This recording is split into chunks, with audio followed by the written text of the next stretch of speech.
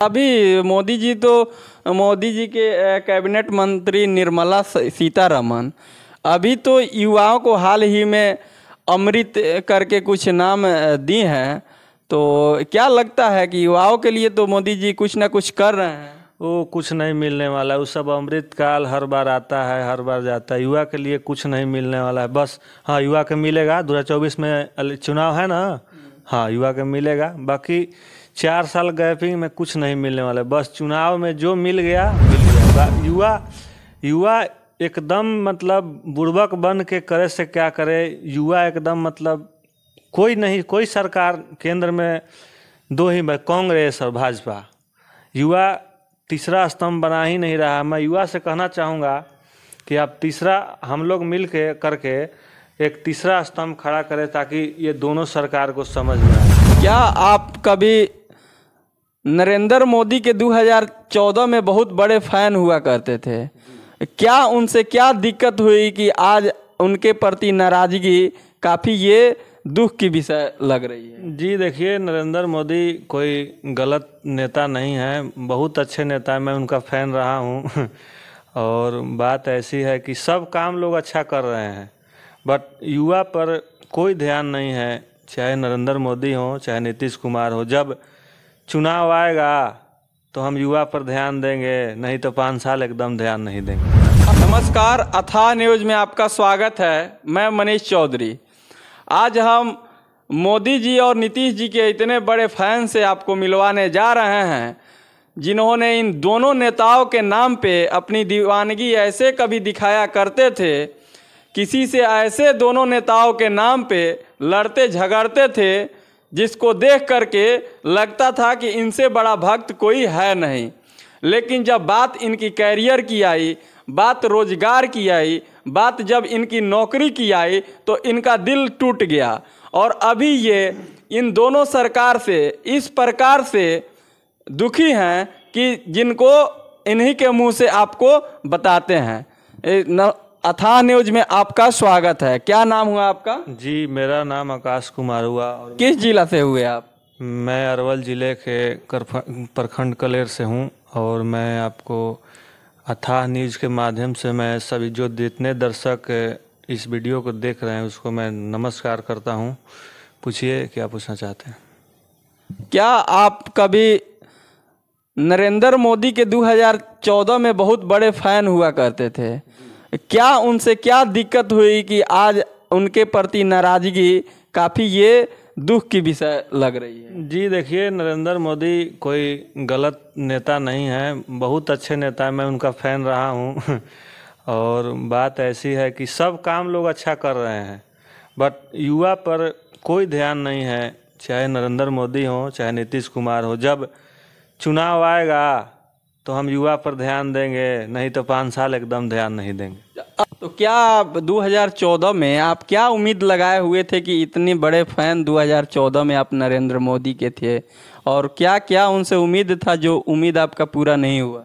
2014 में देखिए, नरेंद्र मोदी से जिस प्रकार उन्हें काम शुरू किया था, जनधन योजना हो, मतलब कुछ काम। वो तो जीतने के बाद न शुरू किए। हाँ। जीतने के पहले जब वो प्रधानमंत्री के उम्मीदवार बन करके आए तो उस समय आपकी जो दीवानगी थी वो फिर क्या क्या उम्मीद था, और क्या आखिर किस कारण से आपका उम्मीद टूट गया?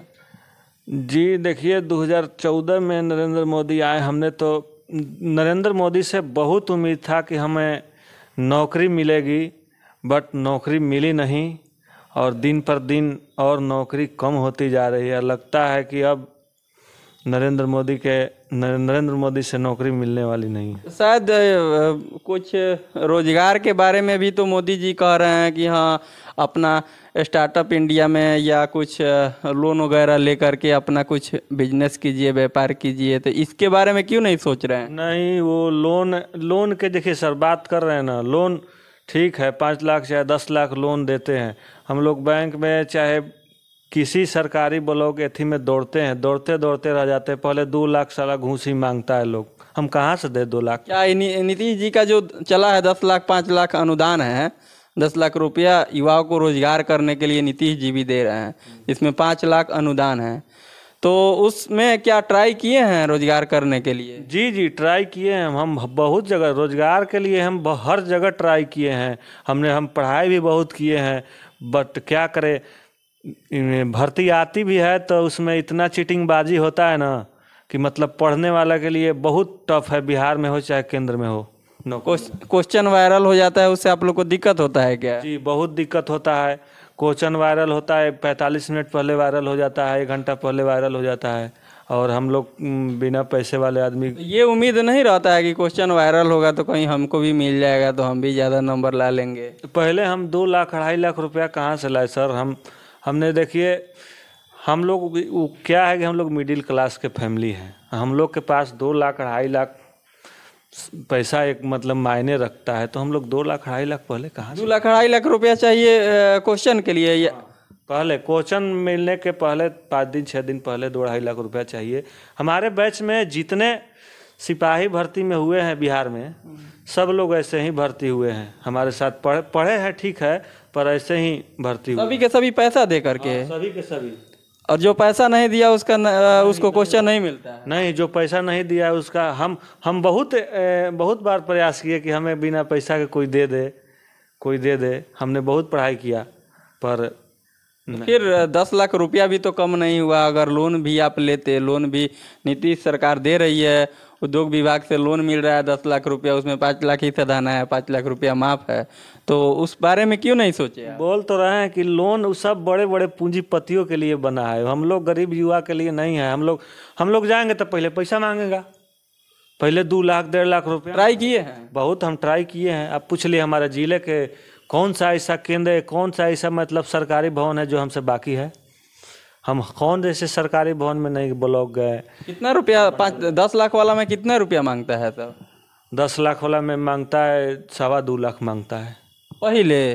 पहले मांगता है, तब जा करके लोन होगा? हाँ, तब लोन होगा, नहीं तो आपको भगा देगा, कोई ना कोई बहाने से भगा देगा और नहीं देगा। कोई ना कोई ऑब्जेक्शन लगा देगा, कहेगा कि आज बंद है, ब्लॉक बंद है, तो अनुमंडल बंद है, आज ही पर्व है, ऊपर है, आपको किसी प्रकार के बहाने लगा के हटा देगा आपको।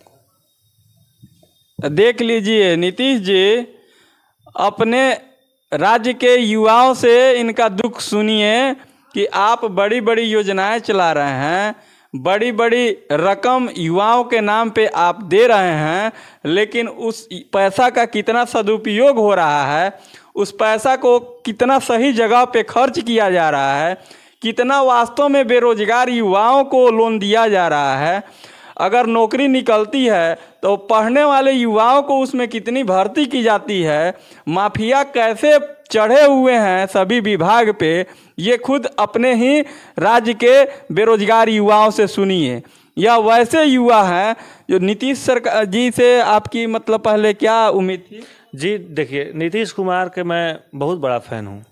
नीतीश कुमार से हमने देखिए, नीतीश कुमार जब शुरू किए, हर साल बिहार में सिपाही भर्ती आती थी, 2017 से आ रहा है।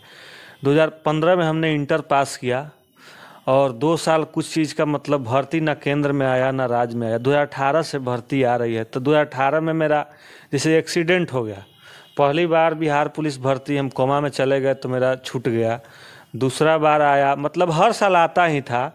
और ना जाने नीतीश कुमार जब महागठबंधन में आए हैं, महागठबंधन के समझ जाइए कि हमारे तेजस्वी भैया हैं जो बोलते थे कि हम पहले 10 लाख पहले सिग्नेचर से 10 लाख युवाओं को नौकरी। हाँ, वो तो बोले थे कि हमारा पहला कैबिनेट में मीटिंग होगा तो युवा से ही होगा, मतलब पहले कलम से हम 10 लाख नौकरी देंगे। अब उनका ना कलम दिख रहा है, ना सियाही दिख रहा है, पता ना क्या हो गया। मेरा मात्र सिपाही के लिए अब 1 महीना एज बचा है, लगता है कि मेरा समय खत्म हो गया। सिपाही के अब ख्वाबे छोड़ना पड़ेगा ये महागठबंधन सरकार के आने से।